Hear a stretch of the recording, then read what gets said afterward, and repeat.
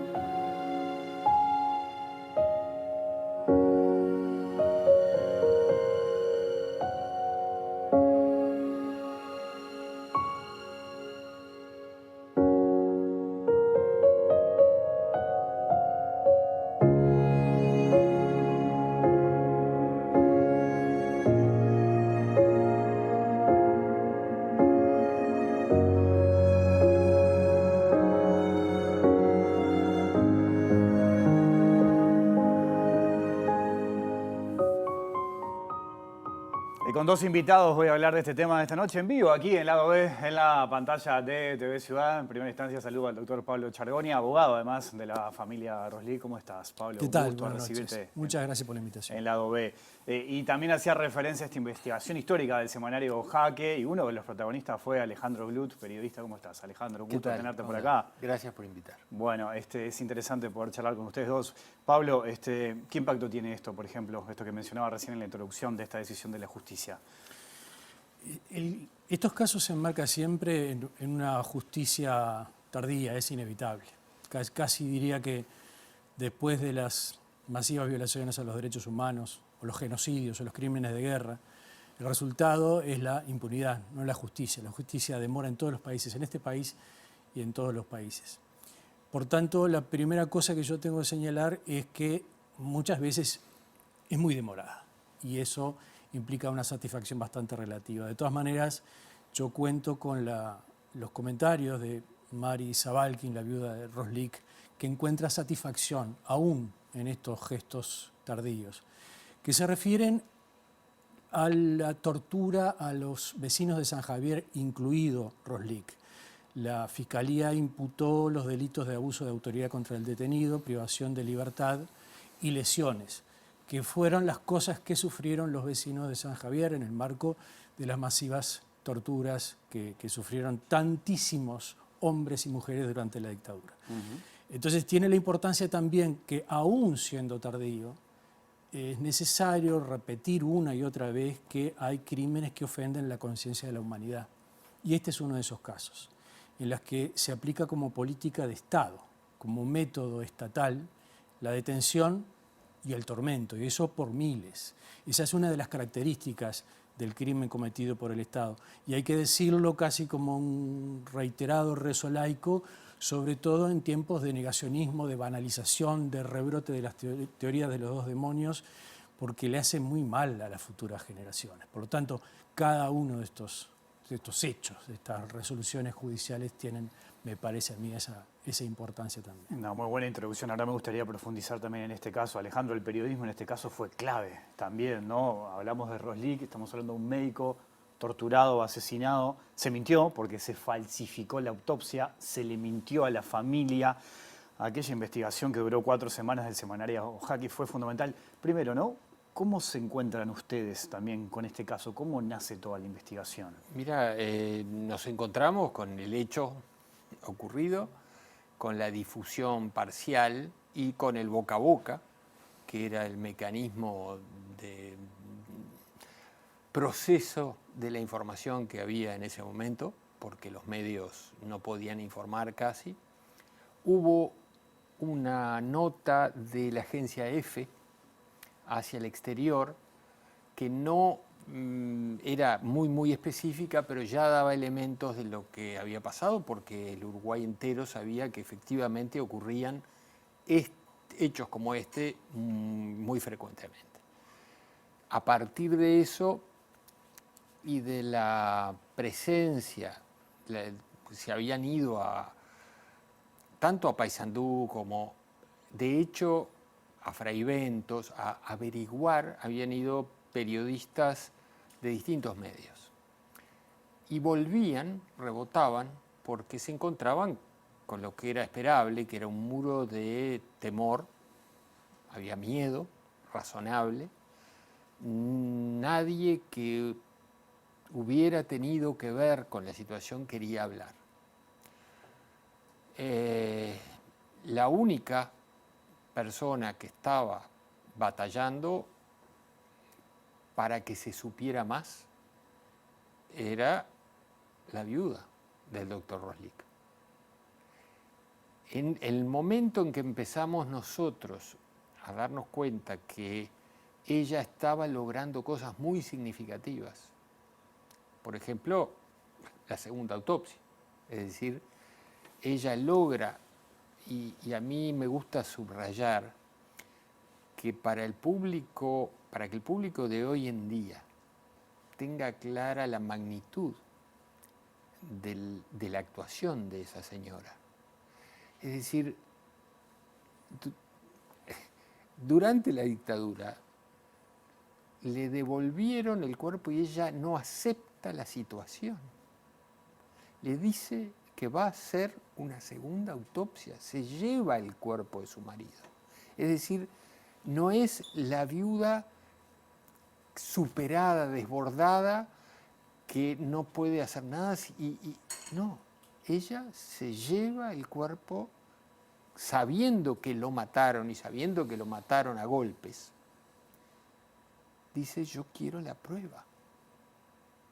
Habla con un médico, logra que 5 médicos hagan esa segunda autopsia. Es decir, hoy parece algo de decir, bueno, pidió la segunda autopsia. No. Claro, lo hizo en plena dictadura. Lo hizo en plena dictadura. Tuvo que llevar el cadáver de su marido a un lugar que estaba distante. Es decir, yo lo que creo es que hay que dimensionar las actuaciones en ese contexto. Está muy bien marcado eso, sí. Ella, de alguna manera, Cristina lo que hizo fue, eso sí, verdaderamente titánico. Y ella viene a Montevideo en un momento y es cuando se reúne con ustedes.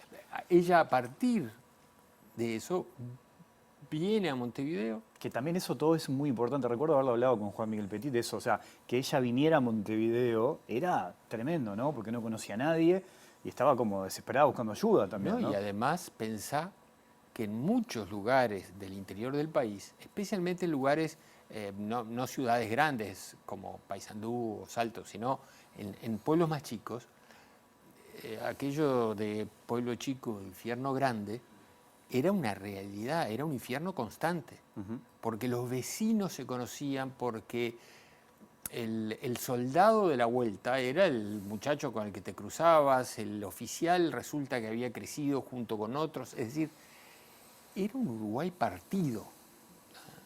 En ese ámbito, en esos escenarios, tener el coraje de enfrentar esa especie de muro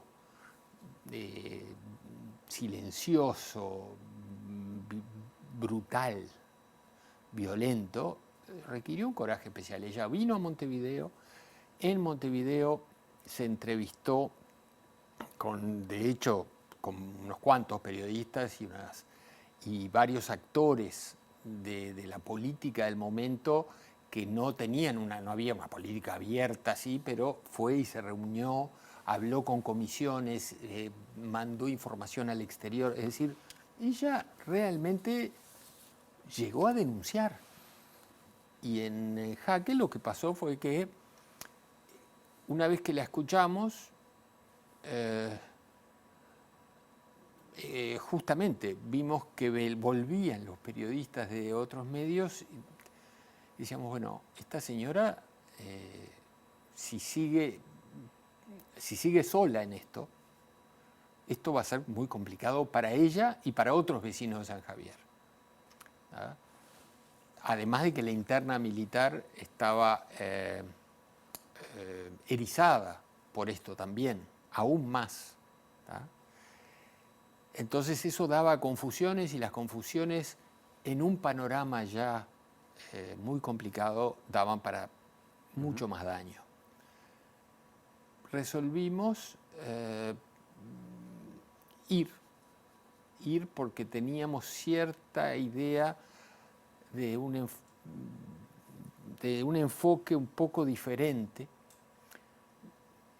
Yo no sé si ustedes recuerdan, pero es la noche que nosotros salimos para Paysandú, lo que ocurría era que en Montevideo había habido estallido de bombas. Se había atacado con bombas, había habido un atentado nazi, de un nazi que se había vuelto loco, ¿se acuerdan? Que disparó. Es decir, había un clima justo, además, muy violento.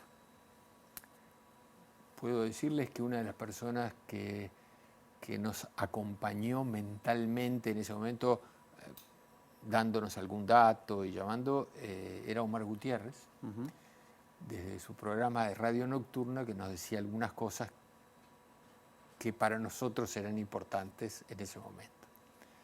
Y bueno, fuimos. Ahora me gustaría profundizar porque cuando llegan yo sé que pasan cosas muy importantes. Pablo, un poco Alejandro decía algo importante. De este caso es la confirmación de que en el Uruguay se torturaba también, ¿no? En este caso también hubo otros imputados antes. ¿Cómo ha sido el proceso, la evolución en este tema? Sí, yo quiero subrayar el coraje de Mari Zavalkin, que en estos días me cuenta, recuerda, lo dice en estos términos: cuando me robé el cadáver de Vladimir, así lo dice, cuando me robé el cadáver de Vladimir para lograr la verdad al respecto de lo que había ocurrido. En el año 2018 nos entrevistamos con Valery Roslik, que era un bebé recién nacido cuando matan a su padre, y con Mari porque querían seguir buscando formas de justicia. Nos entrevistamos con Valery en el Observatorio Luz Ibarburu y había una situación muy compleja respecto a una causa anterior que estaba cerrada, que estaba bloqueada absolutamente. Podría entrar a discutir sobre los pormenores de esa causa, de cosas juzgadas fraudulentas, prescripciones de crímenes imprescriptibles, pero quiero hacer una síntesis simplemente. Esa causa debió haber sido cuestionada a través de un recurso de casación que debió haber presentado la Fiscalía en su momento, la Fiscalía Departamental de Río Negro, y no lo hizo. Estoy hablando del año 2014. Esa omisión del Estado es una de las tantas formas de la impunidad. A veces uno considera que la impunidad en Uruguay es el producto de aquella ley del año 1986. En gran medida sí, pero no solamente. Porque en el año 2014 ya se había derogado tácitamente la ley de caducidad. En el año 2014 Uruguay ya había sido condenado por la Corte Interamericana de Derechos Humanos en el caso Hellman, que le obligaba a investigar graves violaciones a los derechos humanos. Claramente decía: Mari, Valery, todos los familiares y todos los sobrevivientes de la tortura han sido violados en otro derecho humano, que es el derecho a la protección de los tribunales. Cuando se comete un crimen, la víctima espera que el criminal tenga una sanción, espera que los tribunales de justicia lo protejan. Y en este país los tribunales estaban cerrados a cal y canto por aquel acuerdo político que derivó en la ley de caducidad de la pretensión punitiva del Estado. Hubo que esperar hasta el 2011 para que Juan Hellman, el poeta argentino, Macarena Hellman, llevaran el caso de esta violación del derecho a la protección de los tribunales a la Corte Interamericana, para que ésta le dijera al Estado uruguayo: usted debe remover todos los obstáculos y debe juzgar y eventualmente castigar. Eventualmente quiere decir en el marco del debido proceso. Si hay pruebas respecto a autores, coautores, encubridores, entonces tendrá que sancionar.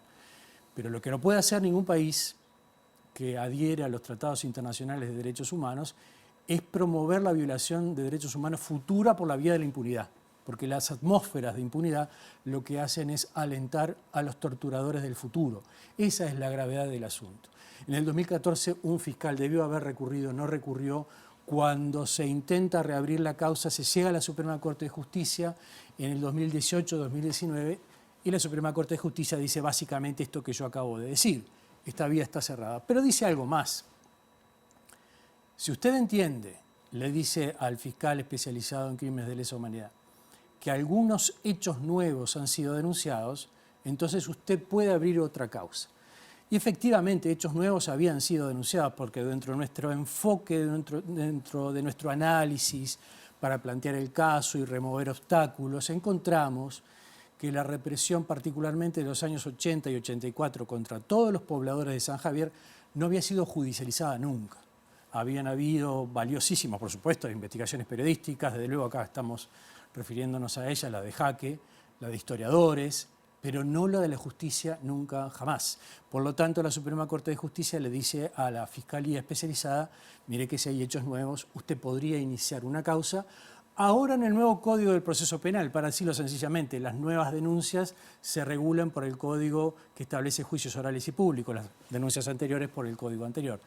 Es lo que hace la Fiscalía, presenta esta solicitud de formalización y esto es lo que deriva en las hoy 10 imputaciones de varios de los principales responsables, no todos, hay otros que están faltando, pero varios de los principales responsables de la tortura que sufrieron los vecinos de San Javier, incluido Vladimir Roslik. Hay 10. Uno murió antes, por ejemplo, antes de ser juzgado, digamos. Uno murió luego de la solicitud de formalización y otros murieron antes incluso de la investigación de la Fiscalía. Voy a mencionar a uno por homenaje a la verdad histórica y por lo que me dice con mucha frecuencia Mari Zavalkin, la viuda de Roslik. Había un médico de apellido Belker, y lo digo por homenaje a la verdad histórica, que tenía un especial, médico militar, un especial inquina, un especial odio hacia Roslik. Roslik era el médico bueno, el que cumplía favores. Este no, este era el antipático, este era el que le quitó la ambulancia, el acceso a la policlínica. Me cuenta Mari en estos días que tuvieron que usar su propio automóvil, el de Vladimir Roslik, para llevar a parturientas, a enfermos, porque el médico militar se lo impedía, en una cosa que parecía muy personal de Pueblo Chico, precisamente. Y no era el único médico presente en estos casos, en esta causa. Lo menciono porque el hecho de que Vladimir, la víctima, sea médico, tiene mucho que ver con ciertos desenlaces, lo digo en términos hipotéticos. Había otro médico, Sainz, que Alejandro lo conoce bien, elaborador de una autopsia falsa, que hoy sí está imputado, y a quien Vladimir Roslik le decía, en medio del dolor de la tortura, no te voy a denunciar, me voy a ir a Venezuela, quédate tranquilo, no te voy a denunciar. Ese vínculo entre dos médicos, entre dos colegas, uno que estaba incumpliendo su deber esencial de proteger, que estaba en la tortura, que estaba torturando, y el médico torturado, yo entiendo que tiene mucho que ver con la explicación de lo que ocurrió en Fraiventos, además de otros factores que puedan darse. Roslik nunca sobrevivió para denunciar a ningún comité de ética al médico que estaba en la tortura. Alejandro, ustedes deciden ir al lugar porque entendían que desde el punto de vista periodístico allí podían recoger información valiosa. Así fue, pero se encontraban con una gran barrera de que no todo el mundo quería hablar por miedo, por distintos elementos. Eso estuvo presente. El temor era, digamos, el escenario estaba teñido de miedo. Hablaras con quien hablaras, te encontrabas con lo mismo. Es decir, gente que no te negaba que sabía, pero que sabía que no tenía que hablar o no sentía que no podía hablar. Nosotros sabíamos que los médicos que habían participado en la autopsia justamente estaban en un clima, en un contexto en el cual ellos sí sabían exacto, porque además conocían a estos actores del drama. Y imagínense que es un colega al que vos conocés, que se lo lleva, es decir, era un desastre y lo sentían. Y nosotros decíamos, bueno, si pudiéramos conversar con alguno de estos doctores en un ámbito reservado, y efectivamente el doctor Burgel le pedimos para hablar en un lugar lejos. O sea, se alejaron de toda la Y movida que no, había. por ejemplo, literalmente él nos dijo, bueno, entonces vamos a mi casa, que era afuera, Claro. era el campo. Y ahí se da una entrevista riquísima desde el punto de vista periodístico, pero muy impactante a nivel humano, porque era una persona, para nosotros era un señor mayor, ¿ah? Nosotros teníamos 23, 25, digo, este señor mayor, un señor mayor con mucho miedo y con una veta de coraje pese al miedo, que nos quería hablar, pero literalmente había momentos que nos empezó a decir, no puedo, se trancaba. Estábamos solos en una casa en el campo. No había nadie cerca, es más, cualquiera que estuviera estaba lejos. No había ni siquiera la posibilidad de micrófonos a distancia y esas cosas que ahora pensamos. Nada. Había un caballo que estaba cerca, que era el mudo testigo de esto. Y él, en un momento, le ofrecimos qué le parecía si el trabajo de hacer las preguntas adecuadas era nuestro, y él asentía o negaba. Y empezamos el proceso de preguntar con mucha minucia, bueno, esto pasó de tal manera o de tal otra o de tal otra. Y siempre tratando de encontrar dos vías para que él pudiera decir sí o no. Y así nos fuimos. De hecho, la narración que fue surgiendo surgía de cuando él asentía o negaba. Emitió, en esa charla, emitió sonido, yo te diría, ya pasado un rato, porque en un momento dijimos, pero entonces,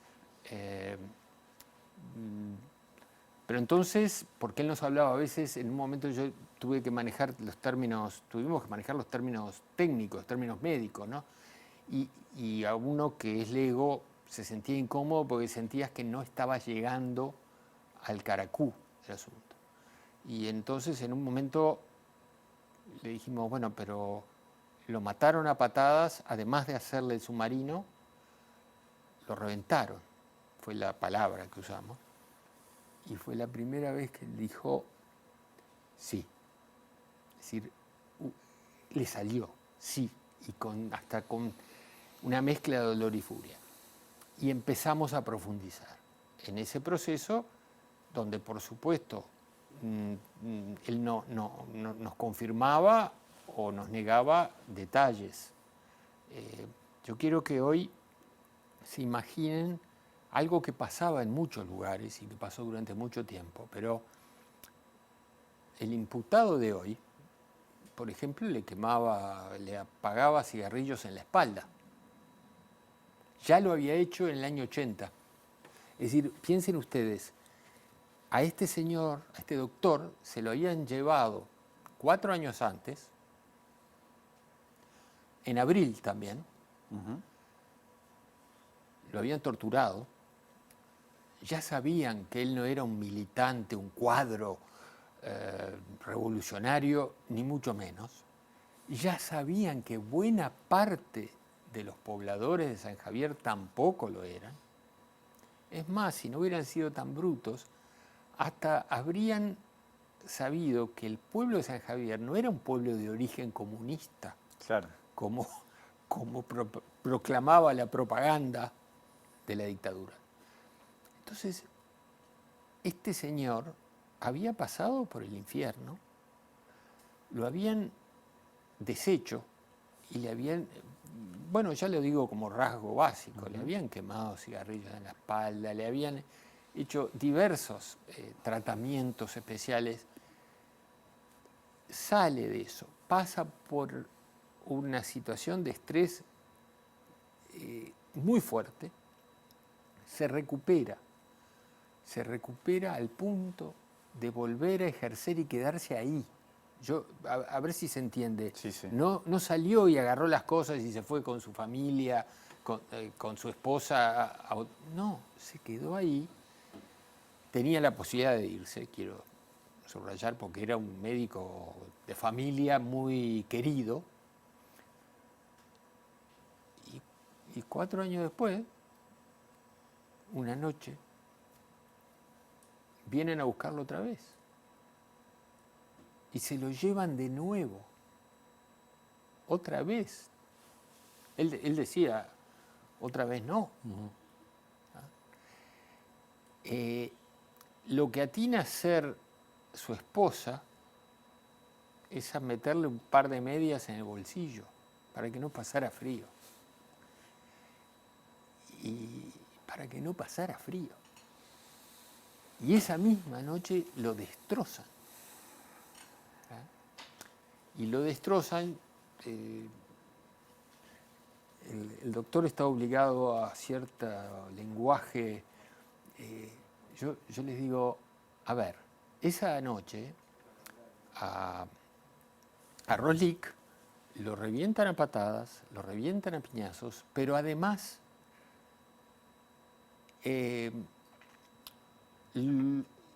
este señor que imputaron hoy lo utiliza como instrumento, como animal de laboratorio, para mostrarle a los otros presentes cómo se tortura o cómo obtener resultados en un cuarto de 5 por 5, 5 por 6 metros más o menos. Estaban 11, en realidad 13 creo yo, pero hay un tema ahí de todavía no se ha identificado alguno de los presentes, pero había 11 personas jóvenes y fuertes castigando, rotándose y entendiendo cómo había que pegarle. Es decir, ese era el clima en ese lugar. Después que ustedes obtienen la información, la confirmación de que fue asesinado, deciden publicar. Ahora me gustaría ir ahí porque es otra etapa también importante. Pablo, ¿cómo sigue a partir de esta formalización de las últimas horas? Las palabras y las cosas, las palabras son importantísimas. Y la palabra es tortura, tormento. El trato inhumano, cruel y degradante de todas las personas, incluido Roslik, tiene esa palabra. Todas las víctimas que estuvieron en estos lugares de tortura, en tantos otros lugares, padecieron etapas. En la primera de ablandamiento, de privación de agua, de privación de sueño, miedo, desnudez, capucha. Eso es la tortura, eso es el tormento, eso es el control de la voluntad del detenido, hecho a partir de una política de Estado. Esas son las palabras que hay que utilizar, porque la tortura es un crimen imprescriptible, inamnistiable, imperdonable. Y eso lo estamos diciendo en la justicia de Freyventos, que hay que decir una y otra vez que la justicia, para que esté a la altura de los hechos que estamos mencionando, tiene que aplicar el derecho adecuado, que es un derecho que establece que estos crímenes son imprescriptibles.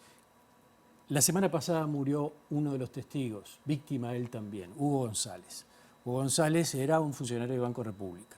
Tenía una leve, superficial militancia en el Frente Amplio, no era un cuadro de nada. Por cierto que no era agente de la KGB, como decían, no por bruto, sino por inteligencia militar. El aprovechamiento del anticomunismo como un discurso que venía de la década de 50 tenía su función en este tipo de operativos para neutralizar la resistencia social. Eso formaba parte del mecanismo de terror. Hablaban de una invasión. Hablaban de un submarino en el río Uruguay, lo que es, claro que es un disparate, pero en realidad es la utilización de la acumulación del anticomunismo. Hay una historiadora que en los juicios dice precisamente que en mediados de la década del 50 hay una acumulación de inteligencia policial contra militantes comunistas. Y todo ese acumulado, esa información, ese patrimonio represivo, se pasa a inteligencia militar para construir un perfil de un militante al que hay que aplastar. Y efectivamente eso ocurre luego en el marco de la doctrina de seguridad nacional. Digamos, el Estado actuó como una acumulación década tras década para conformar un enemigo a quien luego se le va a someter al plantón, al submarino y al... Ese tipo de procesos de acumulación que responden a intereses ideológicos, se da en todas las situaciones donde el conflicto se desata y se transforma en un conflicto armado. Pero acá, además, era la explotación. De hecho, fue utilizado por uno de los sectores militares para demostrar que el otro sector militar estaba aflojando demasiado. Es decir, piénsese también que no solo lo utilizaron en ese cuarto como un chivo expiatorio. Armaron toda una estrategia tratando de impedir, yo creo que de amortiguar la rapidez, para ellos era demasiado rápido, con que se iba abriendo el panorama. Claro. Bueno, decía, sí, a ver. Hugo González murió la semana pasada y pudo llegar a declarar esto que decíamos recién de que Dardo Ivo Morales le apagaba cigarrillos en la espalda y en los brazos a Vladimir Roslik. Lo pudo llegar a decir en una declaración anticipada que tuvo el buen tino el fiscal de pedir debido a su edad.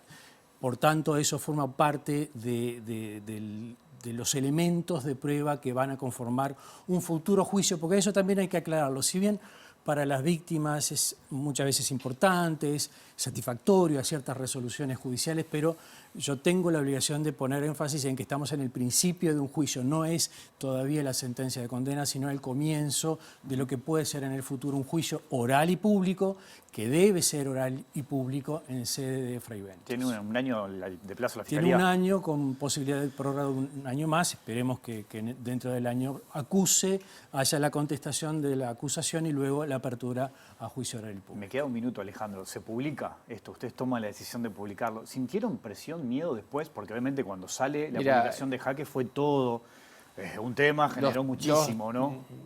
Mira, el miedo lo vence.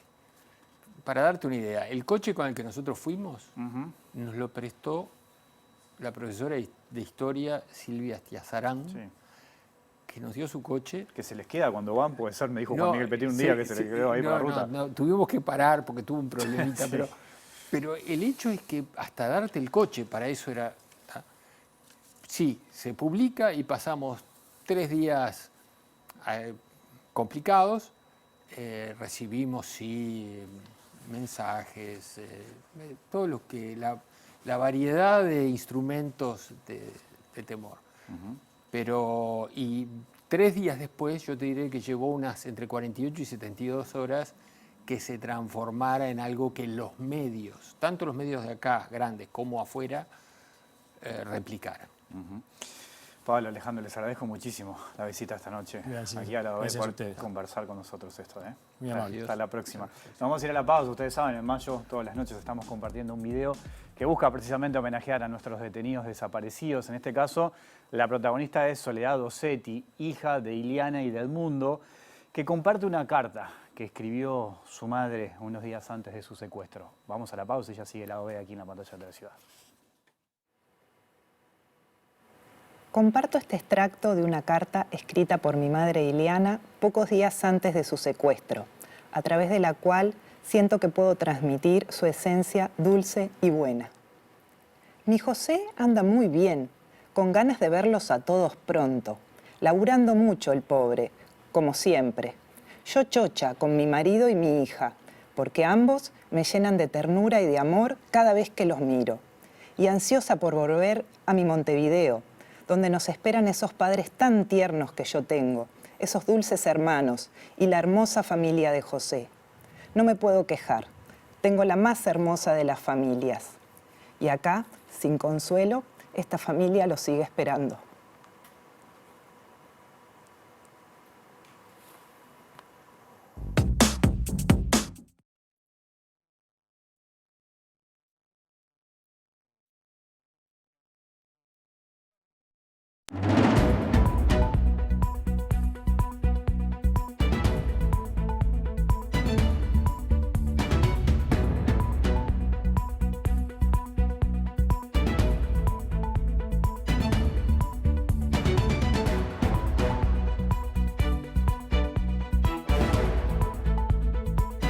Viernes de Cateto Adyacente, aquí en Lado B, investigación, periodismo duro y puro, de la mano de Mario Posbe. ¿Cómo anda, Mario? Qué gusto tenerlo por acá. Buenas noches, Wilmar, y para mí es un gusto también volver hoy viernes, ¿no? Hoy viernes, sí, entre lunes y viernes te lo van cambiando y sí, no, estamos en vivo viernes hoy. Por eso, saludar a la audiencia, claro que sí, agradecerle nuevamente por estar con nosotros. Y Wilmar, yo quiero comenzar rápidamente, si me permitís. Hoy venimos a hablar de etapas de la democracia, venimos a hablar un poco, porque hoy estamos en un momento donde hay muchas discusiones políticas que están perfectas, pero hay como mucha virulencia en esas discusiones. Tenemos el caso de la denuncia falsa de Orsi, que despertó acusaciones de los diferentes frentes políticos, ¿no? Que se discute que uno acusa al otro sin prueba de decir que es una movida política partidaria. Del otro lado dicen que es solo una persona que no es representativo del partido. Después tenemos, por ejemplo, el plebiscito de la seguridad social, que también genera mucha crispación, ¿no? Hoy pudimos ver en las redes y también ver algunos minutos del debate entre el senador Andrade y Pablo Mieres, por ejemplo, donde se acusaban distintas cosas. Uno decía que no sabía nada del otro, el otro que mentía. Hay muchas discusiones, muchas interrupciones también en esos debates.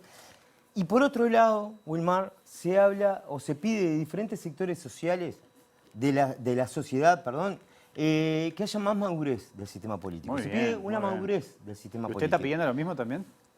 Una madurez de la democracia y en realidad yo no quiero que la democracia uruguaya se saltee de etapas. No, yo no vengo acá a pedirle que haga cosas para la que no está preparada en el momento que está la democracia uruguaya, y de eso quiero hablar un poco hoy. Es muy interesante el tema, porque la democracia en general, también, como es creada por el ser humano, también tiene sus ritmos biológicos como tiene el ser humano también. Tiene etapas la democracia, tiene diferentes. Y la democracia uruguaya es una democracia guacha. Es una democracia infantil. Es una democracia que está en una etapa infantil y una etapa oral. Inmadura. No, pero infantil. No está madura para su edad. Entiendo. ¿De qué madurez hablamos cuando hablamos de madurez? Es madura para su edad. Y ahora yo quiero mostrarte tiene trabajo hecho, tenemos la pantalla adelante. Y vamos a hablar un poco de la historia de la democracia. La democracia uruguaya tiene como mucho 70 años, y ahora voy a explicar un poco. 70 años como mucho, Wilmar. Como mucho. O un poquito más le podemos dar, pero no mucho más. La historia de la democracia nace en el 600 a.C. Nace la democracia en Grecia, nace Jesús, nace la ilusión de la democracia uruguaya, nada más y nada menos que en San José de Mayo. Usted lo marca acá. Sí, el temita veo que ahí en Grecia no se le daba mucho por el tema de los votos, ¿no? Pero bueno. No, ¿por qué dice usted? ¿Porque votaban poco? Sí, poquito, ¿no? Y yo te digo Aristóteles, Platón, Sócrates, Parménides, Heráclito, te digo Hipócrates, te digo Sófocles, te digo Tales de Mileto, te digo Diomedes, o no me acuerdo cómo se llamaba, Arquímedes. ¿Vos irías a votar teniendo esta persona? Yo digo, no, que vote Aristóteles y su justo medio. Claro. Que vote solo Aristóteles. Claro. Si Aristóteles viviera acá hoy, votá vos, tomá la llave de la democracia. Le das la llave de la democracia. Y votá vos, cuidala vos, vos. le decís, claro, está bien. Yo capaz que, como soy cientista político, medio oficial también en periodismo. Usted un montón de cosas, sí, claro. Bueno, yo capaz que voto con él. Ahora, yo veo, Wilmar, vos, ves salir a Aristóteles de un coso de votación de esto, como de los circuitos de votación. Un cuarto oscuro. ¿Vos podrías entrar? Aristóteles, no. Ahí lo de un voto es un voto. Exactamente. El otro día, claro. Un voto es un voto, pero Aristóteles. Escúcheme. Entonces, bueno. Nace la ilusión de la democracia Nace uruguaya, la ilusión en San José de Mayo, 1828, con la Convención Preliminar de Paz y la Asamblea Constituyente, Legislativa y el Estado, no sé cuánto. Que ahí se piensa un país y se piensa un tipo de Estado. Pero no nace la democracia, se van poniendo, es incipiente un intento, ¿no? Así se sucedieron todas las guerras que se siguieron, muere la ilusión de la democracia uruguaya. Eso ya la mató acá, digamos. No, pero yo no la maté, muere que ahí viene la dictadura de la Torre, ¿no? Que donde hay... Y esto lo quiero decir, como un octavo historiador que soy. Es un octavo. Un octavo oficial historiador que soy. Para mí, y que venga cualquier historiador y te lo discuto mano a mano, la democracia uruguaya nace en 1908. Yo soy un 1980 de 1908. Nace en 1908 con Valle. Mire que yo tengo muchos amigos Que historiadores y no sé venga si mano están a de acuerdo mano con a eso. discutir conmigo, porque yo también sé historia. Tengo 46 años de historia que puedo contar. Si sabré historia. Entonces, y te la cuento toda. Sí, Si sabré. Entonces, 1908 nace la democracia uruguaya, el intento más firme de la democracia uruguaya. Ajá. ¿Está? Y pensemos en esto. A ver. Pensemos la democracia, y ¿por qué digo que tiene 70, 80 años nomás? Porque pensemos en la democracia, el juego de la democracia, que tiene su propio reloj democrático. Ajá. Que así como, y voy a hacer un paralelismo con el básquetbol, A ver. que así cuando el juez pita, o se va la pelota para afuera, se para el tiempo Es verdad. de juego, cuando la pelota se iba democrática se iba para afuera, o el juez pitaba, y irse para afuera la pelota, ya sabemos de lo que estamos hablando. ya estamos Te puedo hablando. hacer la década de 1930, la década enterita de 1970 y 5 años más después. Ya sabemos quién 25 entraba. años. Cuando la pelota se iba, ya sabemos quién entraba. Ya sabemos quién entraba. Ya sabemos que, bueno, ahí se paraba el juego democrático. Sí. Entonces, esos 25 años, si nace en 1908, en 1924, le saco 25 años y te hace 70, 80 años. Más o no sé, menos ahí, que claro. hagan la cuenta. Tampoco voy a hacer la cuenta yo. Sí. Porque, Porque todo usted lo es puedo traer historiador, hecho. no es matemático ni nada. Tengo algo más, pero Ah, tampoco voy a traer todo hecho. Claro, Pará, está bien. si yo también espero del espectador que complete lo que yo Qué hago. razones. ¿Qué razón? Qué razones. Entonces, tenemos... bueno, y ahí te voy a hablar, porque desde 1830, que intentan comenzar el juego democrático, las barras bravas de los partidos políticos no permitían jugar, se entraban en la cancha, invadían, Claro. le daban para que amedrentaban a los rivales, los mataban también, ¿por qué Bien, no decirlo? ¿por qué no? Tenemos una guerra grande en el medio, que por algo se llama grande, Sí. se le pusieron grande porque es grande. Entonces, eso en el medio de un intento de comenzar un partido, y no puede comenzar nunca ese partido. Claro. Entonces, y hablame de Dante y el Chepe, de la batalla de Dante y el Chepe de Nuevo Shopping. Porque yo te puedo decir, la ¿Qué batalla, tiene que ver la eso? batalla del APA y el Pepe por el Nuevo Centro. Por el centro. La batalla del APA y del Del Pepe. APA y del Pepe por el nuevo- Nuevo Centro, porque pelean por el centro. Usted la lleva a la misma dimensión del Chepe. Yo no con- que la con- lleve, son acontecimientos. En historia hablamos como acontecimientos fácticos a esto, que sucedieron. Sí. Seguramente, dentro de 100 o 200 años, Vamos a hablar de esto. haya gente que hable de la batalla del Nuevo Centro. Yo estuve en la batalla. Yo no. tuve la batalla del Nuevo Centro, del Dante y el Chepe. Y te digo yo, porque aparte otra cosa, el APA y el Pepe, y el Dante y el Chepe, es decir, el APA y el Pepe y el Dante y el Chepe, y repito, la pelea era la misma. Ellos estaban combatiendo por las bases. Combatían tanto el APA como el Pepe. Qué bueno es como tener, el qué bueno es Dante tener con- un historiador acá para que me diga lo de Aparicio Arabia y Bayor. Es lo mismo que esto, que lo del Bueno, Chepe. pero por eso voy a decir, tanto el APA como el Pepe y el Dante y el Chepe peleaban por las bases. Ajá. Unos por las bases de la sociedad y otros por las bases. Por los campeones. Por los campeones. No puedo creer la cosa. Entonces, ahí hay un paralelismo también. Y reíte de eso. Entonces tenemos que ahí comienza el juego democrático y por eso tiene 70 años. Hoy la democracia uruguaya tiene 70, 80 años. Ajá. Y entonces está en una etapa oral. Está en una etapa infantil oral. Qué bien. Se lleva todo la boca, discuten todo, interrumpen a la gente, los políticos que tenemos, interrumpen a todo el mundo. Pero ¿qué tenemos que hacer nosotros? Entender eso porque así como la democracia está en esa etapa, los políticos están en esa etapa, los votantes estamos en esa etapa. Sí. ¿Y qué tenemos que hacer? ¿Qué tenemos? Permitir que se atraviese esa etapa oral Ajá. de los acontecimientos. ¿Por qué? De la democracia. ¿Por qué? Porque si nosotros arrebatamos esa etapa, como decimos muchas veces con nuestro colega psicoanalista, ¿Qué es usted psicoanalista? soy un 32avo oficial psicoanalista, no es lo que más, pero bueno, no Sí, quiero sí, hablar bueno, ahora de eso. sí. ¿Qué ¿Qué es lo que dice? ¿Qué decía? Ah, no, que como dice Freud, Ah. si no se cumple esa etapa oral Ah, es en verdad. el momento que lo están Es fundamental. atravesando, esa etapa oral la van a completar en algún momento. Está bien. Van a llegar a la edad adulta, mordiendo, discutiendo, pateando, interrumpiendo a la otra persona cuando habla. Porque eso es típico. Escúcheme, De hoy la etapa. Entonces. hoy me superó, hoy me mató. Me tengo que ir, nos tenemos que ir. Bueno, pero váyase, yo sigo. No, pero explíqueme. No, tenemos que levantar hoy en otro programa. Está. Escúcheme, Sí. ¿me puedo Sí. explicar esto en el Ah, cierre? Porque no entiendo. claro. ¿Qué significa nace la salida de Mbappé del Paris Saint-Germain? Bueno, eso también es para atrapar al público joven que tenemos también, porque en realidad es un acontecimiento que eso es actualidad, eso es reciente. Es hoy. No solo te hablo de la historia de la democracia, sino también de dónde sale Paris Saint-Germain. Y yo te digo París, te digo Francia. Si te digo Francia, te digo fraternité, igualité y société. Democracia pura. Está todo. ¿Tiene algo que ver la salida de Mbappé con la democracia? Y si no tiene que ver eso, no sé qué tiene que ver. La verdad Pero que me quedé con. ¿Te quedó mucho? Como 10 Wow, hojas. con un experimento, pero lo hablamos en otro Lo momento. hablamos en otro momento, Sí. perdón, se nos fue No, el tiempo. no. La verdad que hoy me mató con lo de No. APA, Pepe, Dante, APA, Chapa, Ape. Pero Opa.